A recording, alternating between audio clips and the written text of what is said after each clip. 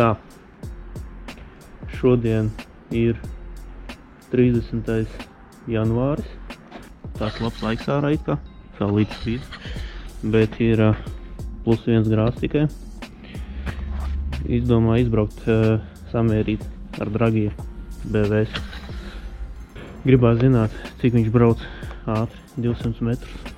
Ieliku aķīti, salādēju Dragiju un braukšu tagad uz savu ceļu Dragreis.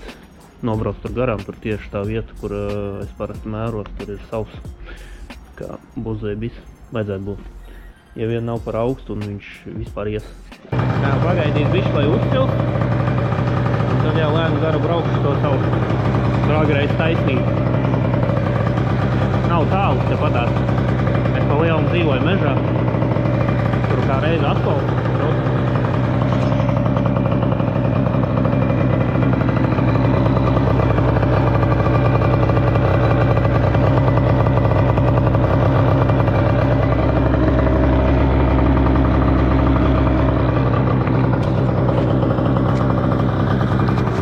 Es atbraucu līdz savam ceļam, kur es mērīju iepriekš. Tur tieši tā labā josla ir nožūsi. Transmisija pa lielam ir stoka, tikai multivārs iekšā nav regulēta. Un aizdedzēliņi ir vāja. Tā kā jā, redzēsim vismaz, uz ko viņš spējīgs tagad 200 metros. Līdz sotakam gan jau arī būs. Noteikti sotaks būs 200 metros. Ja nebūs, tad jāmet musarātā misiem. Tā kā jā, mērīšu tā kā toreiz jau nomērīju no zīmes reku šitās līdz ceļam, kas tur iet pa labi iekšā tālumā 200 metri. Tā Dragijs ieslēgts. Aiziet tā kā malcum skatīties. Temperatūra 40 grādi uzsils, sajies. Tā.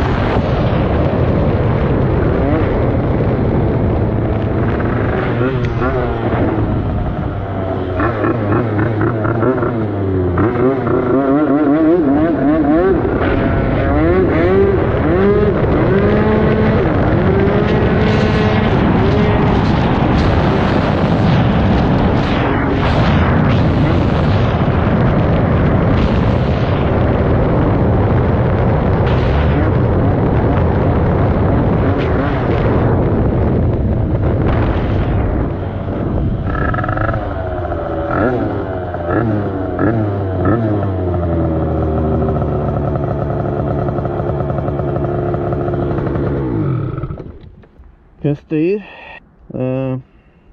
Tā. Līdz sotakam bija 5,89 un tas bija ļoti maigi uzsākot. Mēģināja lēnām. 5,89 un 200 metri 9,06. Tā kā šā es pamēģināšu vēlreiz. Pamēģināsim bišķi agresīvāk startu. Vienkārši viņš rauga purnu gaisā. Baigi grūti ir uzstartēt. Bet nav sūdīgi. Mēģināsim vēl vienu reizīti. Pilnā es arī nespiedu kaut kur pēc 100 metriem, jo bišķīt bail, ka nav regulācijas, kad nenorauj kādu lieso vai kaut ko. Bet nu labi, pamēģināsim varbūt labāk sanākt.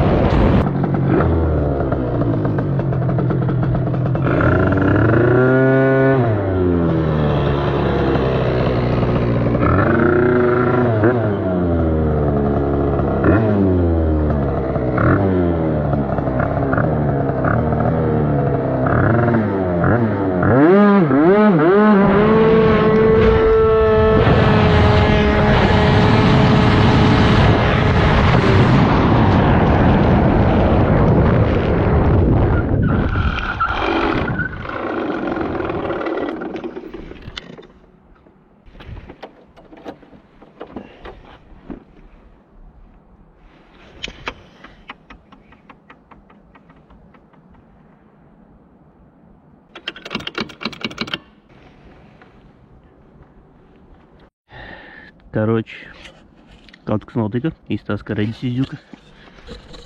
Ja pastumj uz atpakaļ, uz priekšu.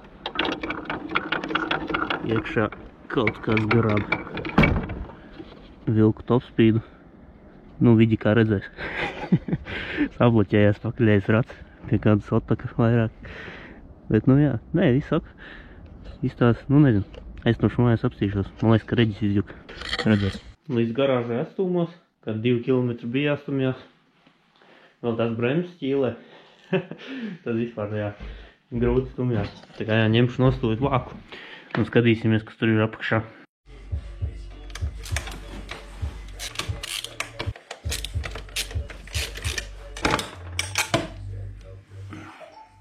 Tā. Karoči, siksnas nav vairs.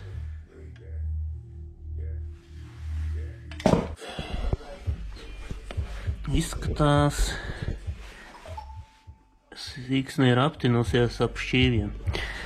Iespējams, ko es domāju, ir tā, ka tas bija diezgan, nu, teiksim tā, pie topspīda jau, ka siksnamoši pārlec pāri variatoram. Vai apgriezās, vai pārlec pāri, un vienkārši būs parāvus līdzi kaut ko, ne?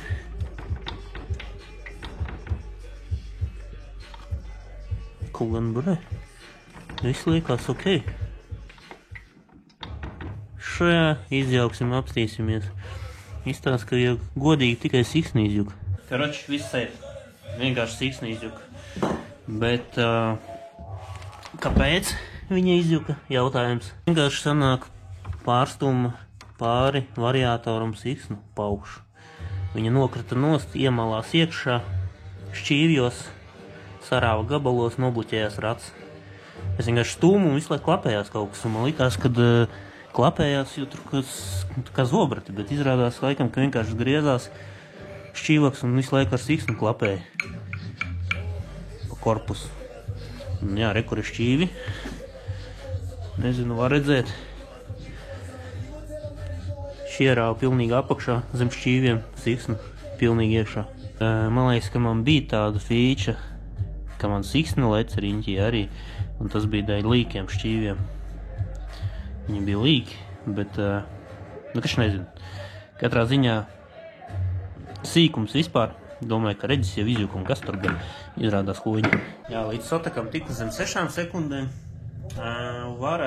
Es zinu, ka var labāk, jo šī gadījumā ir tā, ka, nu, indikātoru varēs redzēt arī, ka, nu, nevar iedot pilnu ručku no vietas, laik jālaiž vaļā. Tikko kā tā atlaid, uzreiz zaudē laiku. Vienreiz, otrais atlaid, jau viss, tu jau riktīgi pazaudēji visu to.